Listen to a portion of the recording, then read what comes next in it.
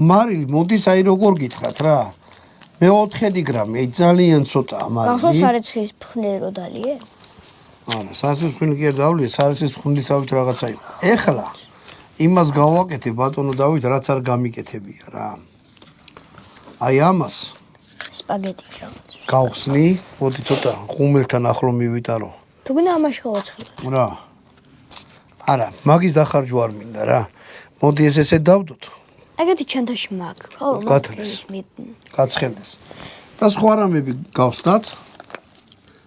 მოდი ტორტილიას, აი ეს მოიტა. პური. მომეცე ხო, ტორტილიას პურია წერია. ანუ ბრედ არ წერია მაგრამ. არა, ბრედ რა, ეს არის მექსიკური საჭმელია ტორტილია რა. აი ტაკოსისგან ასაჭა. აი რა. ხო, არა. რა? საღებავის უნიას. და სპირტული პურია, მოდი აბა გემოზე გავსინჯოთ.